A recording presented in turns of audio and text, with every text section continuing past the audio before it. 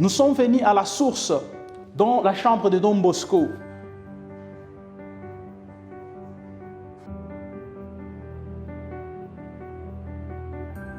De tous ces dont ce mire ont été témoins, arrêtons-nous sur une petite image, une petite graine de 10 cm sur 5.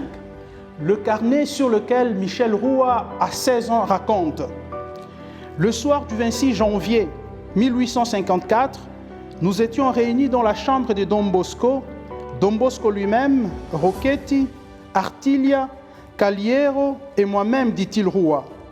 Il nous a été proposé de faire, avec l'aide du Seigneur et de Saint François de Sales, un test d'exercice pratique de la charité envers le prochain, pour en arriver à une promesse, puisqu'il semblera possible et opportun de faire un vœu au Seigneur. À partir de ce soir-là, le nom des Salésiens a été donné à ceux qui ont été proposés à faire un tel exercice et à ceux qui le feront par la suite. Don Bosco accompagne le premier de ces jeunes sur le chemin qui leur mènera au début de leur vie salésienne et de la nôtre. Ce petit carnet est comme notre acte de baptême.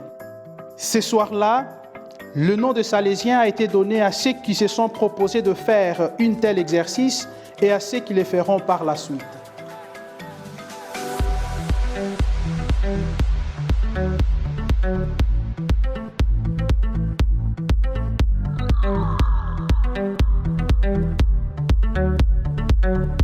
Nous sommes dans le réfectoire que Don Bosco, Maman Marguerite, Dominique Savio et les premiers jeunes de l'oratoire ont utilisé jusqu'à l'année 1858. Dans le donné de la recherche sur l'accompagnement de 2017, il ressort clairement que la qualité de l'accompagnement des jeunes dépend de l'efficacité de toute notre action éducative pastorale. C'est encore plus vrai pour la dimension vocationnelle, l'horizon ultime de notre pastoral, comme dit les cadres de référence, et pour l'accompagnement de ces jeunes qui mûrissent le choix vocationnel vers la vie salésienne. Qualité de l'accompagnement égale à qualité du parcours de discernement et de croissance de la vocation. C'est l'objectif de cette 5e graine, accompagner le premier pas comme Don Bosco.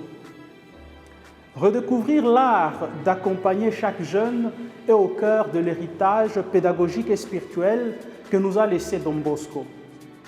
C'est le point de départ pour encourager le voie de la croissance vocationnelle vers chaque choix de vie. C'est aussi le point d'arrivée de la formation initiale, car c'est ce type d'éducateurs et de pasteurs que nous sommes appelés à devenir. Ce que Caliero et Roua ont vécu comme garçons avec Don Bosco comme guide, c'est ce qu'ils pourront transmettre comme compagnons et guides des jeunes et de Salésiens tout au long de leur vie.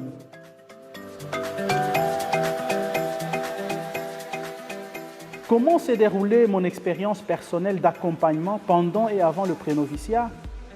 Est-ce également ce que je souhaite à ceux qui commencent le parcours aujourd'hui ou peut-il être amélioré?